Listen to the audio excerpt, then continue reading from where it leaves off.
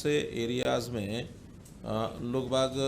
Unapproved colonies में या तो कॉलोनी विकसित हो जाती है, लोग जो डेवलपर्स हैं वो बना लेते हैं, या कुछ लोग उन कॉलोनी को बनने के बाद अपने मकान खरीद लेते हैं।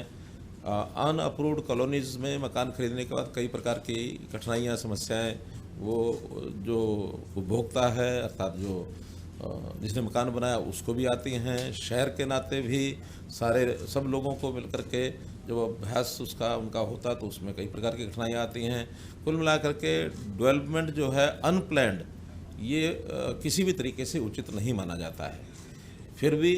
मैं समझ सकता हूँ आखिर लोगों की मजबूरियाँ, क्योंकि उतने मकान भी जिस कीमत पर लोगों को चाहिए, जिस कॉस्ट के हिसाब से चाहिए, उतने न तो डेवलपर्स लाइसेंस लेके बना पाते हैं, और एचएसपीपी का भी एक लिमिटेड दायरा है, उस हिसाब से वो भी अपना बनाते हैं, तो सबके लिए शायद आवश्यकता पूर्ति नहीं होती है। तो ऐसे अनअप्रूव्ड कॉलोनीज़ का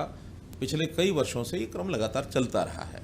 हमने जब शासन में आया तो विचार किया कि इन चीज़ों को कैसे दुरुस्त किया जाए, ठीक किया जाए, तो उस क्रम को आगे बढ़ाया। हमारे डिपार्टमेंट, चाहे अर्बन लोकल बॉडीज़ है, चाहे टाउन कंट्री प्लानिंग है, इवन गांव के आसपास भी कुछ कॉलोनियां बनती हैं, तो रूरल डेवलपमेंट को भी कहा है कि रेगुलेटेड कॉलोनीज़ की संख्या बढ़नी चाहिए, और जो पहले बन गई हैं उन पर कुछ ना कुछ जो पहले वाली शर्तें हैं उनमें कुछ छूट दे करके उनको अप्रूव करके, ताकि उनके ऊपर एक तलवार इलीगैलिटी का या एनक्रोचमेंट जो होती है उसका वो तलवार न लटके रहे, उनको सुविधा दी जाए। 2014 से 22 तक 685 कॉलोनियाँ हमने नियमित की थी, और उसके बाद बहुत बड़ी संख्या में लोगों ने अप्लाई भी किया, हमने रजिस्ट्रेशन कराया। उसमें आज फिर इस वर्ष 2023 के अंदर पीछे 131 कॉलोनी का नोटिफिकेशन हुआ भी था,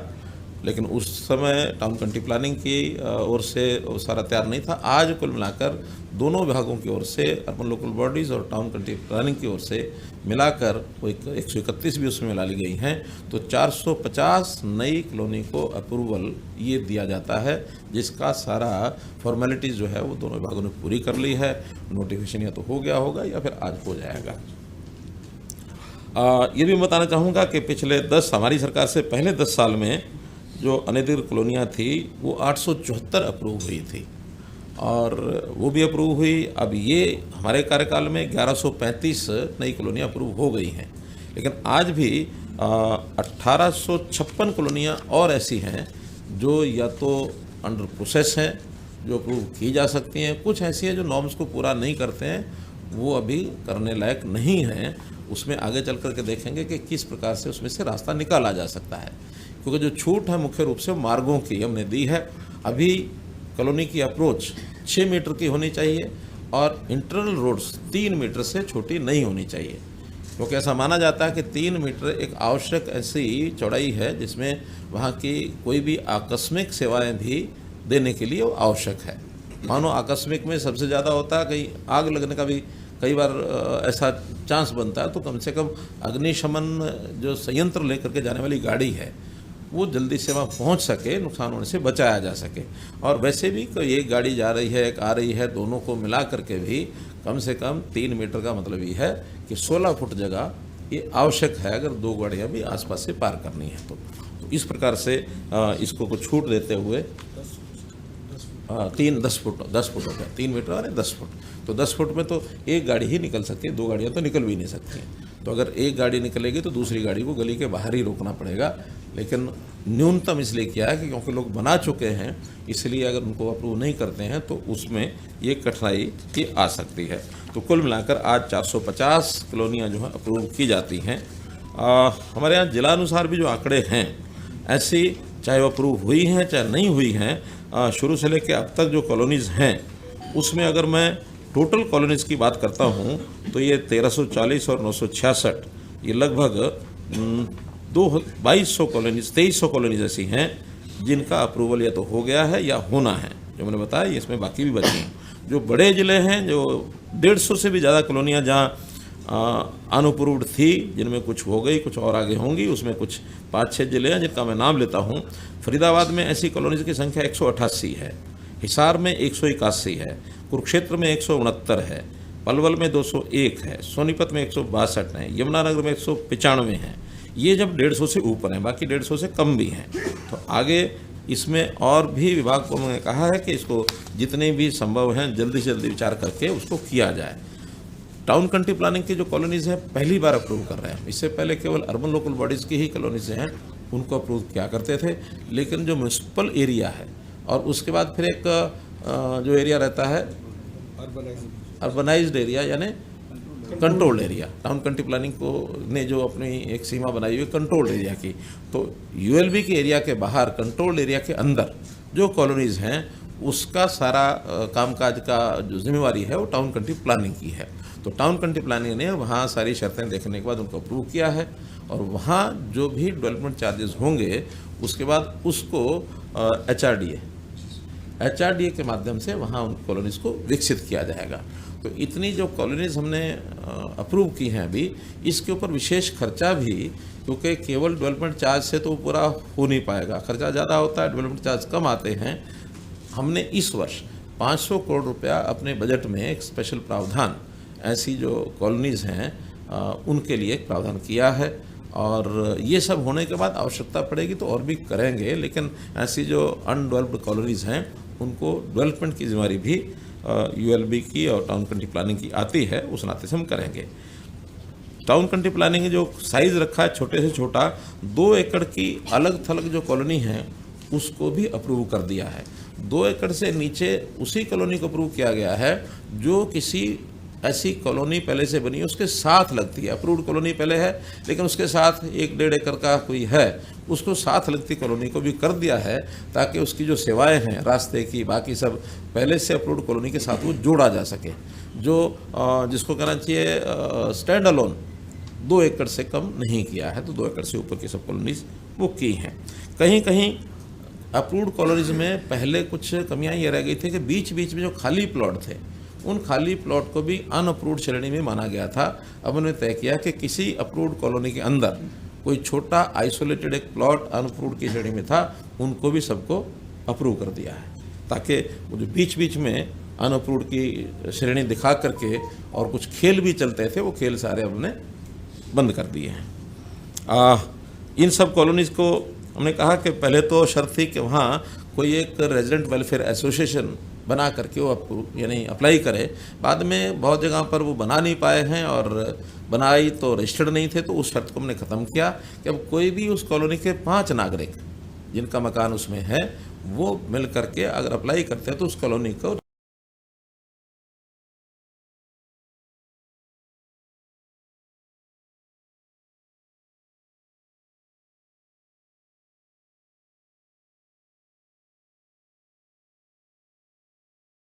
रजिस्ट्रेशन मान लिया जाएगा, उसके ऊपर हम काम करेंगे।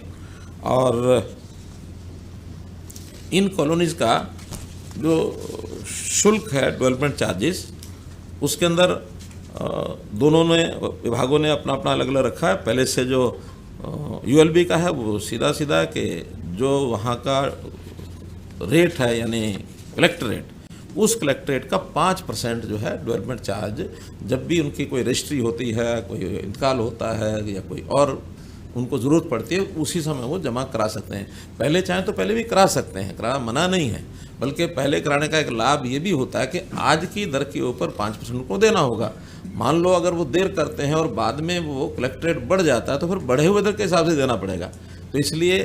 ये जो कलेक्ट्रेट है इसकी संभावना साल दर साल बदलने रहने की होती है, तो बदलने का वजन आगे न पड़े इसलिए मैं तो अपील यही करूँगा कि जितना जल्दी हो सके उस डेवलपमेंट चार्ज को जमा कराएं ताकि उनका जो बोझ है वो समाप्त हो जाए। फिर भी अगर कोई नहीं कर सकता तो बाद में भी करना चाहे कर सकता है, लेकिन जो ट्रांजैक्शन कोई होती है तो उसके समय उसको जो किया जाएगा। हमने पिछले दिनों में जो अनऑथराइज्ड कॉलोनीज़ हैं उनकी सेल डीड को भी बंद किया था, और सेल डीड को इसलिए बंद किया था कि कम से कम आगे कोई भी अनऑथराइज्ड कॉलोनी डेवलप ना हो। ये हमने 1 जुलाई 2022 को किया था। उस समय एक विषय आया था कि 1 जुलाई 2022 तक भी कुछ लोगों ने सेल एग्रीमेंट कर लिए थे या उससे पहले जो एग्रीमेंट टू सेल कर लिए थे, तो उसको हमने तय किया कि जिनका पहले से सेल एग्रीमेंट टू सेल अगर ये किया हुआ है सेल डीड वगैरह, तो उसको बेचा हुआ माना जाएगा, उनको भी उसमें रजिस्ट्री उसकी बाद में कराई जा सकेगी।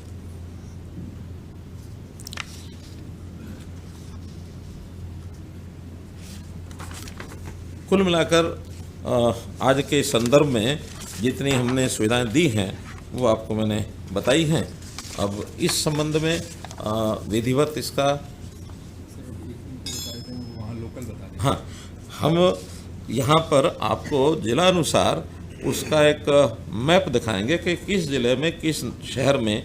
क्या स्थिति है, और इसी दौरान यहाँ के कार्यक्रम से मैं जो हर स्थान पर आज हमने कॉलोनी के हिसाब से या कहीं कहीं नगर के हिसाब से वहाँ पर ये सारा कार्यक्रम चल रहा है, तो उन नगरों में या उन जिला केंद्रों में उस ज़िले की अथवा उस निगर की कॉलोनीज़ वहाँ के स्थानीय जो आयोजक हैं उसको दिखा सकेंगे। और अब हम वहाँ से डिस्कनेक्ट होकर के आपके सामने पूरे जो प्रदेश का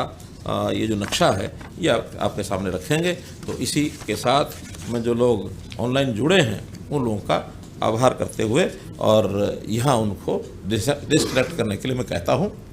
और अब ये जो जिला अनुसार इसका एक स्लाइड है वो दिखा दीजिए।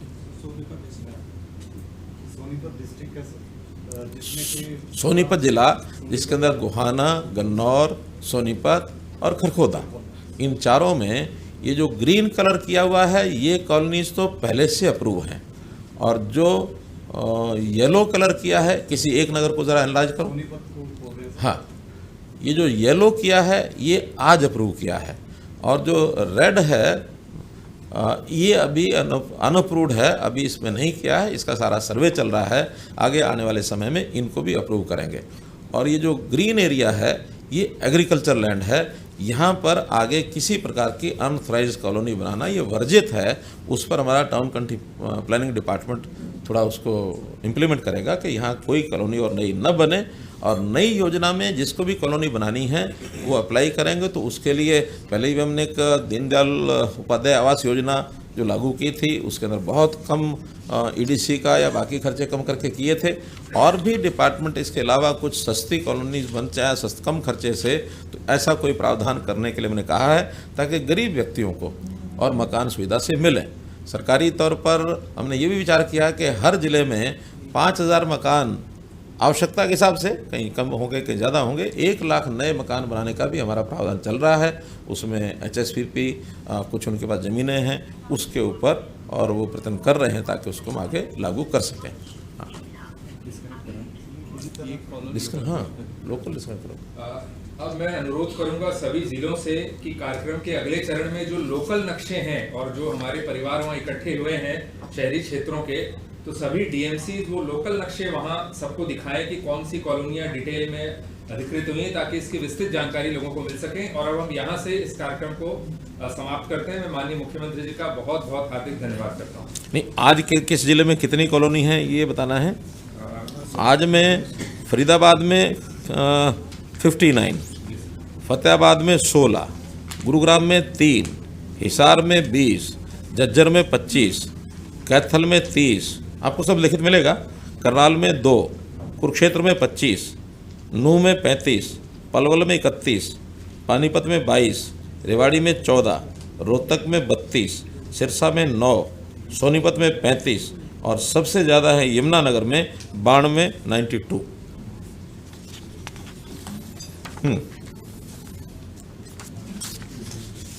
ठीक है।